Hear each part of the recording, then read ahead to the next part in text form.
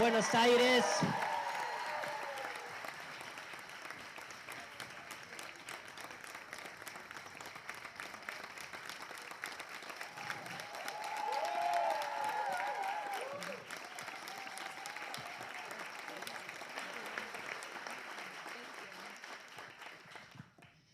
Bueno, Simón, primero vamos a... With a lot of hard work, I eventually ended up doing bars and doing all around, which was so amazing to be a part of the all around conversation.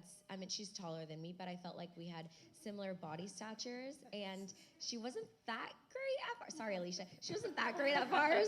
I hope to have a marriage like them one day. I mean, I'm married. We're going on 2 years, but I hope I get to 46. Sí. And I thought I looked flexible, strong, young, and youthful, which now when I look at it, I'm like, oh, that's not the best form or the best pose.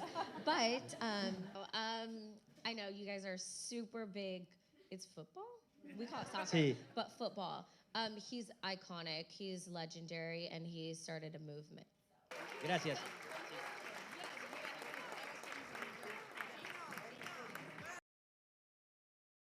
Everyone likes to talk about LA and what that road looks like for me. So currently, I am taking some time off from the gym because I think it's really important that your physical health matches your mental health. And that's why you saw so much of my success in Paris, because the mental and the physical were right on par. And they were right on track with each other. So I think that's really, really important. So to take time off to give my body some healing as well as mental. And I'm still currently in therapy. I go once a week because it's just become part of my daily routine. I used to kind of hate therapy and really scared of therapy and being deemed as weak. And now I know it's just strong, and I'm getting the help that I deserve.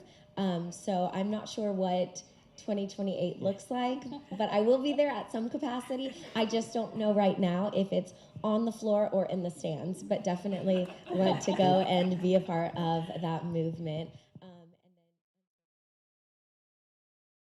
But for so many years, mental health has been a voodoo topic, and it has been deemed as a weakness, when really we should switch the conversation up and think of it as courageous and strong, much rather than a weakness and shame or guilt that you have to hold. And at the end of the day, the number one thing is like, everyone deserves to get help. And the way I think of it is if you need an inhaler, it helps you. And so sometimes we can't fix all the problems ourselves. We need to outsource help. And in this case, it's professionals. So that's exactly what I did. And again, I'm not the only athlete to talk about it, but I think it was such a global movement.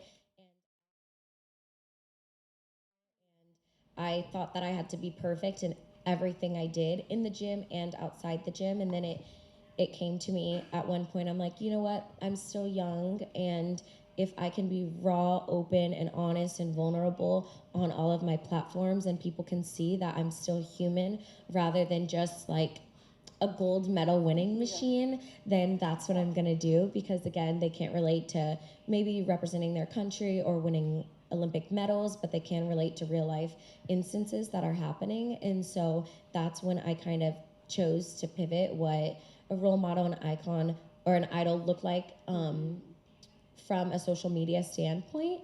And I feel like that's kind of what I do nowadays. I try to be as normal as possible so that when they come up to me, we can relate to on another level rather than just gymnastics.